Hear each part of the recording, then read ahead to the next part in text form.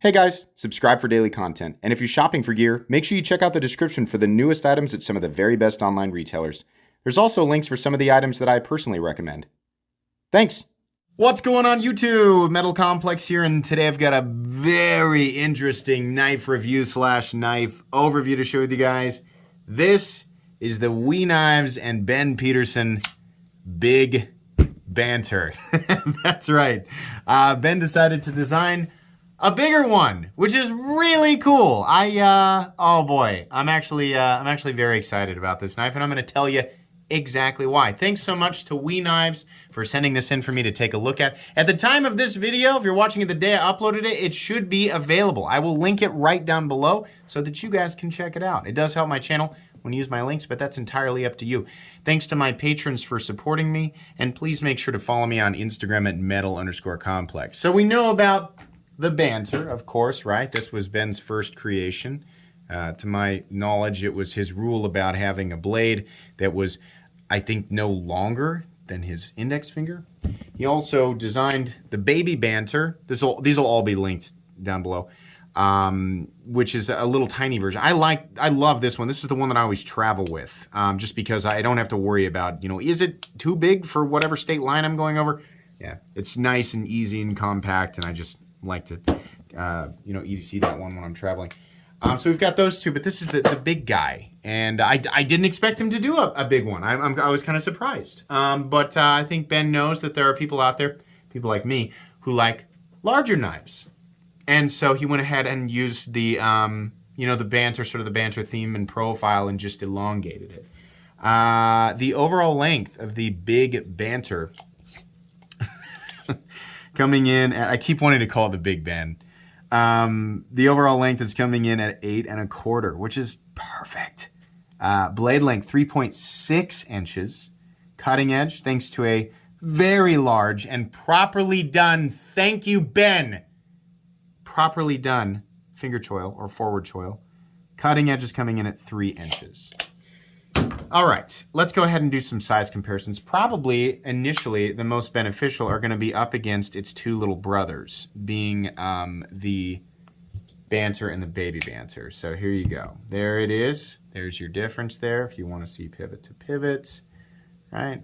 There we go. It is definitely bigger. It is definitely big. How about up against the Ontario Rat Model 1? This is the knife. I have two of these. This is the knife that I keep in my truck. It's like the dedicated pocket knife. Now I've got, a multi-tool in there. I've got a Victorinox Cadet. No, not a Cadet. A Pioneer X in there. I've got Becker BK2 in there. I've got a lot of stuff. But the dedicated folding knife that's in there is that guy. I'm switching that. I'm going to do something else with that rat, and this guy is going in my truck from now on. And I'm going to explain why. Yeah, that's going to happen from now on. Very similar overall size, versus the Ontario Rat, and very similar, in terms of where your hands are going to go and where the choke up position is, right? Where the thumb studs are located. I'm wondering if, I'm not at all saying that this is a copy. I'm wondering if Ben drew a little bit of influence to the, the Evergreen Rat 1 design, right? The placement of things is similar. The overall look and profile and the design entirely, is different, right? But the placement is very similar. And, as preferable as the Rat is, it wouldn't surprise me. There it is up against the Ontario Rat 1. Oh my God, Complex, can you speed up the freaking size comparisons? Save the chattering for the meat and potatoes of the review. Up against the PM2 and Para 3, there we go. Very similar overall in size versus the PM2. And then finally the Benchmade Griptilian, or in this case the Ritter Hogue, and the Benchmade Bug Out. I'm starting to think that I did not measure the Big Banter correctly, because it is quite a bit longer. No? Yeah, you know what? It's actually closer to about 8.3. It's about the same size as the Spyderco PM2. The PM2 is right in between the Ritter Hogue and the Ontario Rat 1. How is the action on this guy? It's freaking beautiful. It's exactly what you want it to do. When you disengage, by the way, the liner lock is very easy to actuate. What you want, there's so much room for that choil to come down on your finger. There is no worry whatsoever that what's going to come down on your finger is blade. I really like that. It's nice and smooth. The thumb studs that you're going to use to deploy it are in a perfect spot. This makes this knife very easy and very organic to manipulate. This knife feels like it has been a part of my life for a long time. And again, I think it's because I'm so familiar with the Rat. It feels like the Rat, it's just upgraded, right? It just feels better. It's like, you know, it's like the IROC Z, the old IROC Z Camaros versus the new, you know, the Super Sports. It's just kind of, you know, they were cool back then, but these are better. That's, I don't know, that's the vibe I'm getting, and I very much enjoy it. The action is very good, and I don't have a problem with anything. It's just great.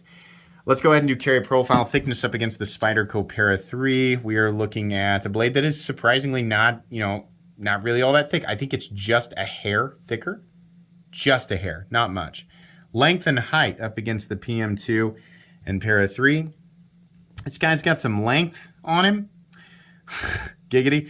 But not quite as long as the PM2. Definitely longer than the Para 3, but still nowhere near as tall. Right? These guys still have the bigger hump. So if you're used to carrying knives around this vicinity, then this guy's not going to be that much different. Let's go ahead and do a hardware check. I'm going to get out my tools. As per usual, my tools are very inexpensive and very recommendable. You can find them right down in the section of my description that talks about the tools I use on this channel. Straightforward, guys. T8 body screw.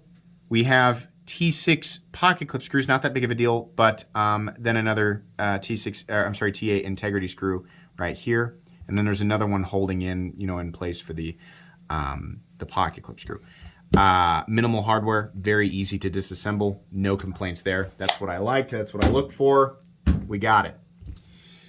Okay, meat and potatoes time. Holy crap, this thing is an ergonomic masterpiece. It is such a simple knife profile. I mean, you know, you could argue that this is the single most straightforward. It's like they should, whatever picture of pocket knife they have in the dictionary, right? I'm assuming it's the Buck 110. Oh my God, we need to update those dictionaries, huh?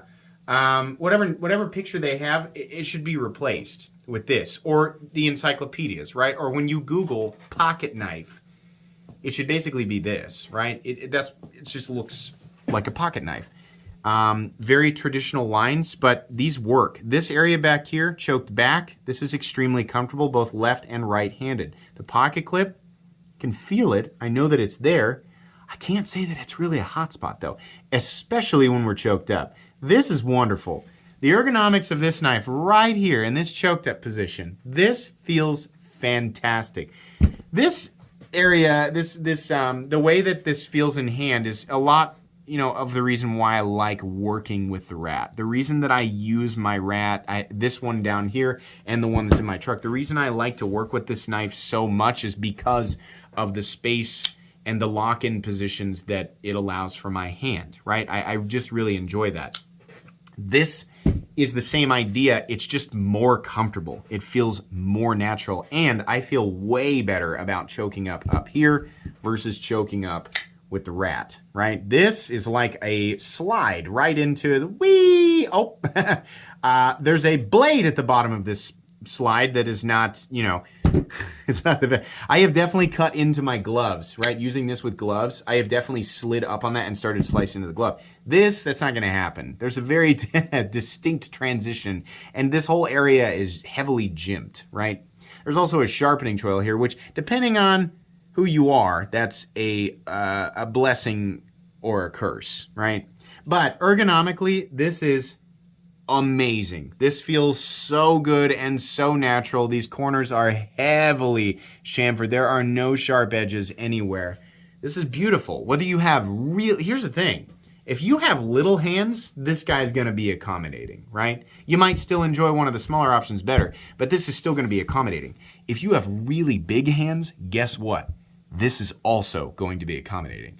I wear an XL glove, right? So some people are going to say your hands are larger than the average person's. I don't know. An XL glove, an XL and a work glove, right? If you work on a construction crew, I bet pretty much everybody on that crew, even if they are not an XL person, they probably wear XL gloves. I do not understand how they size work gloves, right? I mean, they're just not that big. People who wear a 2XL size glove or bigger, you guys have big hands, right? Those are those guys who are like, you know, if you're 6'2", 6'3", 6'4", 6'5", up, right, or taller, those are the guys that I'm talking about with the massive hands, right? This is still gonna work. You have so much room. Here I am choked up. So much room on this, right? Really nice. Really, really nicely done. This looks really minimalist, right? We have the peel ply texture G10, and that's nice. This is a knife that is designed to be taken out and used, right? I'm not saying it's designed to be taken out and beat into the ground. It's not a knife that's, you know, I wouldn't baton with it. I wouldn't try to pry things up with it, right? But I wouldn't do that with any pocket knife or any folding knife. I would use the appropriate tool. As far as, you know, using this knife to cut and cut continuously, oh yeah. This is the type of knife that I would absolutely, if I'm like, hey, I'm going to go out and break down cardboard boxes for 30 minutes and I'm not going to wear gloves, guess what? I'm going for this guy, right? Or if I'm going to process wood, right? Or something else. Yeah, it's something like this. It's going to be comfortable in a wide variety of different positions. The jimping is fine. I wish it went out a little further, but that's fine. Where it is, it's definitely going to help lock you in. The texturing on the G10 is enough to create for traction, like for, you know, to assist with grip, but it's not so much that it's annoying, where you can feel it like grating your dead skin like Parmesan. No, it's not that bad. Sharpening choil right here. This is the type of thing that, you know, people who resharpen their knives a lot are really going to appreciate, because it keeps that area from looking like somebody who hasn't been to the dentist in a long time. But people who like to get those heavy cuts into dense material right up as close as you can to your finger know that, you know, like material like rubber or thick cardboard, styrofoam, that kind of stuff gets caught in the sharpening choil, right? Now, if you keep your material out here, right, you keep your cuts out here, then you're gonna be okay, right? But the closer you get to that sharpening choil, right, anybody who's been doing that kind of stuff with the Demco 80-20.5, you know, about the same thing. I'm kind of wishing that we didn't have the sharpening choil there. I'm kind of wishing that we kind of did the Spyderco Shaman thing, even though it kind of creates for an ugly area, right? It's just kind of, you know, you don't do the sharpening choil and you get the sharpening choil people mad. You do the sharpening choil and you get the other people mad, right? So, I don't know. It's fine. It's not that big of a deal. It's not a deal breaker. Geometry down to the edge, very, very good. This is a nice thin edge, sharpened beautifully. WE Knives knows how to sharpen a blade for sure. Oh, no problem. Clean slice too. No lips or anything like that. It's just the factory edge on a material like paper. Your mileage will vary depending on what you're cutting and whether or not you decide to reprofile the blade. But out of the box, it's good to go. There's a flat that carries out about 85% the length of the blade. Yeah, 85% if we're gonna go back to here. Nice swedge up here, a little bit of a tip. I do appreciate that the tip really drops down and doesn't come up out here. I really like this. This is really nice, good for puncturing, and I think helps a little bit when you're doing draw cuts and stuff. Just a really, really good utilitarian blade. CPM 20 CV steel. WE's range, as far as, you know, their target zone for heat treatment is 59 to 61. You got a 66.6% chance, repeating, percent chance of it being heat treated anywhere from acceptable to pretty good. 60 or higher for M390. To make sure new people know, right? This is not applicable to every steel. Some steels excel depending on their composition and the idea behind the composition. Sometimes they excel under 60. For M390, we really should be hitting at least 60, preferably 61, 62. Right? I think 62, a lot of people say, is ideal. So, you might get one at 59. Fortunately, we have a really good geometry on this blade, right? So even those of you who end up at 59 blades, which most of us are not going to be able to tell because we don't have Rockwell testing equipment, all we can do is just judge based on how long the edge lasts after multiple resharpenings. The geometry is still going to allow this thing to cut efficiently. But We do like to get, right? We want to know that the engine is putting out the advertised horsepower, right? If you buy a Hellcat and it advertises 700 horsepower, even if it's only 500 to the ground, right? But then you find out it's only putting out 5 and it's and 350 to the ground, well, then what the heck, man, you know? And people say, well, hang on though, are you racing it? It doesn't matter, right? I paid for those 700 horsepower, you know? So I get it. You want it heat treated correctly. 59 is too low in my opinion for M390 and 20CV, but if you get one at 60, 61, you're probably going to be good to go. I wish that we would increase their minimum, right? Their minimum should be 60 to 62. I really wish that they would do that. I like the accents. The thumb studs look nice. This is the all black version. They have at least one other version. It won't surprise me if this takes off and becomes really popular and they do a lot of different versions of it. That would be really, really cool with different colors of thumb studs. But as it sits, this is really nice. The black and the blue, I really like that. WE puts their logo on the pivot, which I appreciate. Some people don't like that. I like it because it keeps everything else off of the blade. On this side, we have, I think in the tiniest print imaginable, we can see CPM 20CV, and then we have Ben's logo up here, which is what is up, guys. I remember during one of my videos, I was like, what is WYUG? I'm so stupid. Sorry about that, Ben. So there you go. Moving on here, we have I really like this, right? So many companies shy away from doing this, which is the slot. It allows the pocket clip to be recessed into the G10. Why does that matter? Because the screws are mounted vertically, which means if they become slightly loose, you get a little bit of wiggle in the clip. Not when it's recessed into the G10. The thing can't move, right? And some companies shy away from doing that because if they're gonna create a spot for a left-handed mountable clip, then they think it looks bad. Like this slot right here being on the blade looks bad. I don't care. I don't think it looks bad at all. I'm really glad that they did this. Left-handed people, this is a breeze to manipulate, and you get the benefit, you know, just like right-handed people, of the clip being able to, you know, be recessed into the G10. So that's fantastic. This has a lanyard hole, but it is out of the way of the clip. The clip allows for completely and totally deep carry. Not that you need that for, you know, a good pocket clip, but it's fine. This is also a reasonable clip. It's not absolutely ideal for me. I kind of wish the taper starts back here and then goes up. This is straight and then drops and goes up, but it's still pretty shallow. And it is, most importantly, not a grabby goosebill clip. It just comes up and stops. In and out of the pocket, this is easy, one-handed, unless you have the thickest, with 2 C's, of pocket seams. Those of you wearing work pants every day, you might actually have a problem with that. But for the most part, you know, worst case scenario, you just got to use 2 hands. Hold the pocket with the finger and then... I'm sorry. So I apologize for that. I don't know why I chose that movement. Yeah, in and out of the pocket should be pretty easy. This might... I don't know if you'll be able to use the titanium Civivi clip and mount it on this. I think WE and Civivi offer titanium popsicle clips. That might be better if you can do that. We have a couple of standoffs right here. Another thing that I think is nice, they have included skeletonized steel liners on this side. We didn't weigh it, did we? Let's weigh it. We should do that. The weight on this guy, 4.41 ounces. Not perfect ratios, but certainly not a heavy knife, right? This is fine. I don't have a problem with it. Balance point is right where you would hold it with your index finger. Right here, right? So it really doesn't feel even that heavy. Not that 4.4 ounces is heavy. That's still lighter, by the way, for anybody who's ready to complain about that.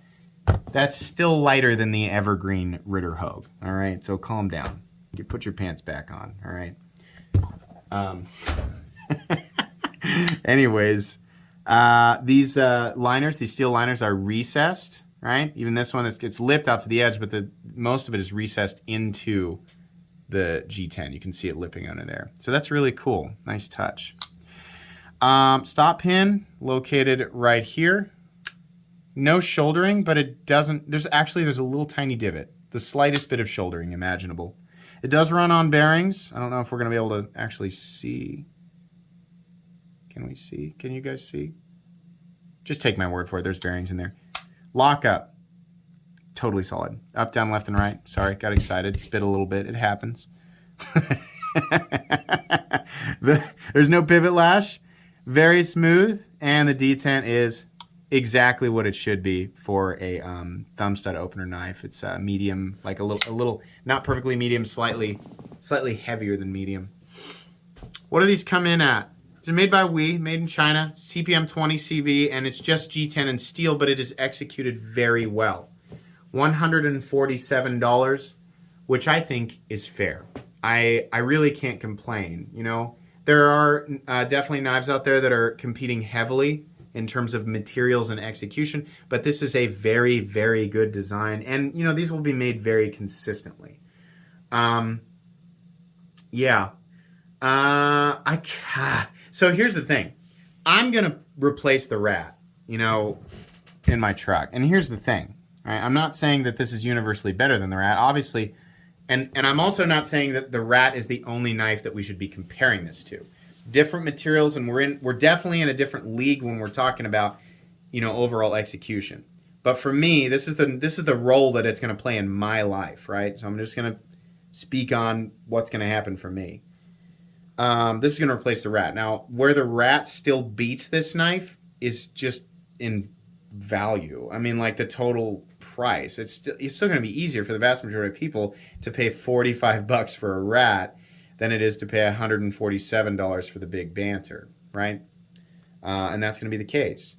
Part of me really wishes that they had gone with Civivi for the Big Banter and made, you know, I also think maybe they should consider doing a D2 version of this, or a Nitro V version of this, or a 14C28N version of this, and running it in the Civivi line, you know? Make one that's about $60 and do something in 14C28N. Holy moly. Talk about a real winner. I am happy with this being a 20CV WE model, though. Definitely. And because it's the one that I have, and it just makes me think so much of the rat, it's just better. I just appreciate literally everything about this knife better than I do the rat, or more than the rat. That's going to be the knife that I keep in my vehicle from now on. I really, really like this. At $147, again, consider making a budget version of this. Consider doing a Civivi version of this knife. It's very good. Very, very, very good. It's very simple and generic, but it also follows suit with the design, you know, the family of the Banter knives, right? I mean, it is very specifically meant to be this. It's not like Ben tripped and went, oops, I accidentally made, no, it's very intentional, right? Very cool. I want a Civivi version of it that is less expensive, but this is great, and it is absolutely a recommendable knife. In fact, this is an example of a one-and-done knife. Honestly, I mean, this is the type of knife where it's like if everything in my collection disappeared, and I would be severely bummed. Anybody who has seen my collection, I'd obviously be in a pretty bad state for a while. But if everything disappeared except for this knife, I'd be fine. This is a great example of a one-and-done knife. Absolutely. So definitely going to go in my most recommended knives playlist. Yeah, it's going to go in my favorite knives of all time playlist, and that might really shock some people. I didn't really expect to like this as much as I did, but it's just such a perfect workhorse of a knife for me. I can't wait to just just beat this thing into the ground. I really like it. I mean, it's right up my alley for a work knife. It's just great. Less expensive one would be better, I think, for more people, but I like this one. Highly recommendable.